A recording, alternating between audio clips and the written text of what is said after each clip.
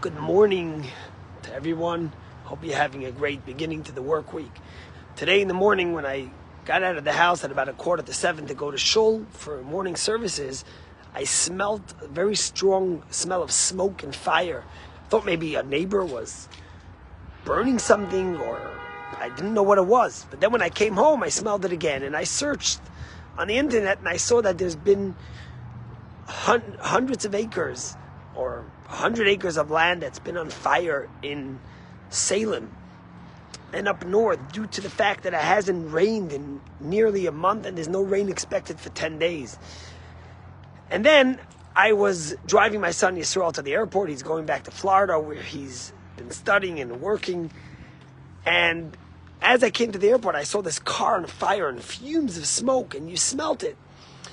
And it made me realize what we always know, that of course we live in such a small world, and today the things that happen further away from us impact all of us. There's no such a thing that I do something and it only impacts me and it's only for myself, but everything has an impact on our neighbors, on the environment, on our friends, and our communities, and even further and beyond. And it's interesting because this week's Torah portion is the portion of Noach. We read the story of Noach, but if you read the first verse, it says Eile Toldot Noach.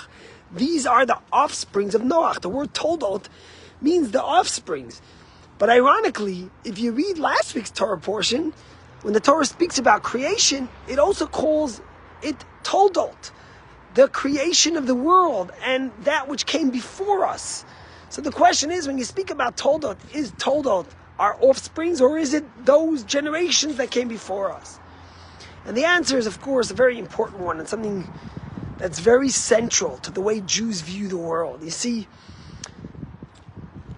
Toldot is our offsprings, but our offsprings and the things that we create and the children that we give birth to and the good acts and the impact that we have is all coming from where we come from that which was impacted by us. We must remember the generations that came before us, the patriarchs, the matriarchs, all the great sages, all the holy prophets, all the people that sacrificed so much for us to be who we are today and gave us that impact. And only when we're impacted by them could we have the positive impact on the future generations, on our children, on our offsprings. You know, when I was a child, I remember there was the fire engine. So you had the driver in the front, as always, but they had those with the big ladders that also had a driver in the back. And you had two people, since it was a long truck, one would drive in the front and one would drive in the back. I'm not sure if they have them still today, but it always came to me as an analogy of what Judaism is. Some people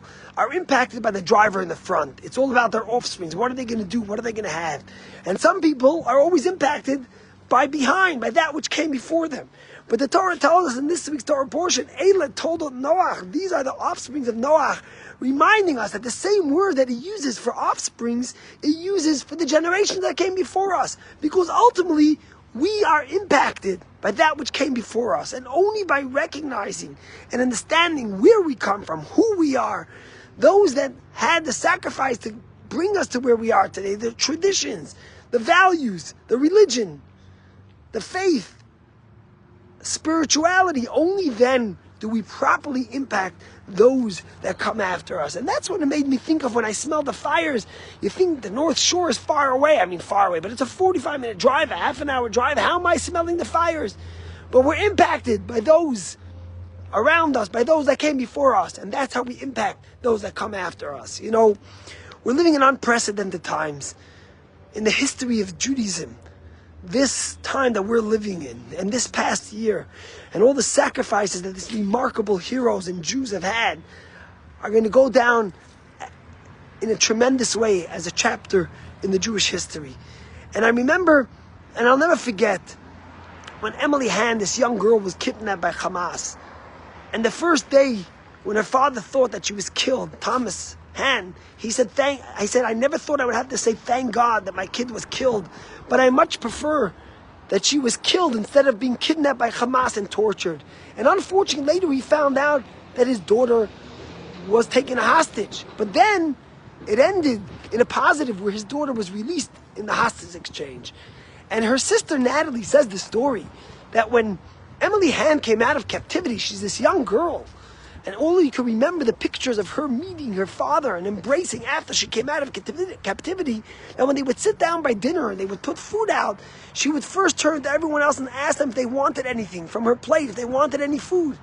And they asked her, why are you doing this? There's plenty of food. Why are you asking us? And she says, I'll tell you why. Because when I was in captivity, we were together, older people, adults, elderly people, and young people.